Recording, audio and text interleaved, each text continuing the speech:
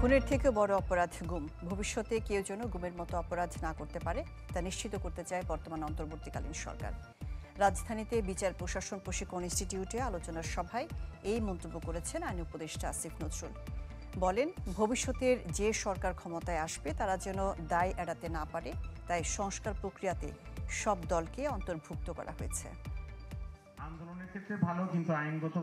প্রস্তাবিত গুম প্রতিরোধ ও প্রতিকার অধ্যাদেশ বিষয়ে মতবিনিময় সভার এই আয়োজন রাজধানীর বিচার প্রশাসন প্রশিক্ষণ ইনস্টিটিউটে। এতে অংশ নিয়ে আইনজীবী শিশির মনির বলেন, গুমের তদন্ত ও বিচারের সময়সীমা বেঁধে দিতে হবে, পাশাপাশি সহজ করতে হবে আপিল প্রক্রিয়া।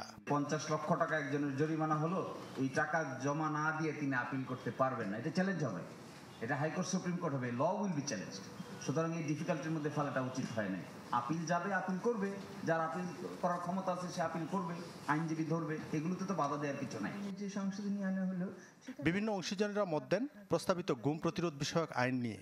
সবগুলা কেসকে আইডেন্টিফাই করা এবং যেই জায়গা পর্যন্ত আসলে আমরা এখনো যাইনি, তো ওই জায়গাতে যাওয়ার জন্য আমাদের কাছ থেকে একটা তাগিদ থাকে। আমার কাছে মনে হয় যে হুইসেল ব্লোয়ার প্রোটেকশন নিয়েও কিছু আলাপ থাকলে ভালো হতো। এই জিনিসটা নাই এখানে, যে আমাকে ধরা হলো, এই কথাটা বলা হলো, আমি তার সাথে রাজি হয়ে গেলাম এবং তারা আমার বাড়িতে আমাকে ফেরত দিয়ে দিল, সবকিছু ঠিক আছে। ওই সময়টা আমি গুম হয়েছি কি হইনি এটা আমি বুঝতে চাই। এতে প্রধান অতিথির বক্তব্যে আইন, বিচার ও সংসদ বিষয়ক উপদেষ্টা বলেন, খুনের থেকেও বড় অপরাধ গুম।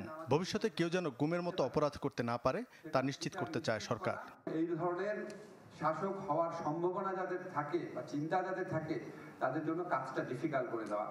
সেই জন্য আমরা বিভিন্ন আইন প্রণয়ন করছি, আন্তর্জাতিক মানবাধিকার যে আইন আছে সেটার পক্ষ হচ্ছি, একই সাথে সাথে আমরা ইনস্টিটিউশনাল মেজার্সও নিচ্ছি এবং একই সাথে সাথে আমরা বিচার প্রক্রিয়া শুরু করেছি।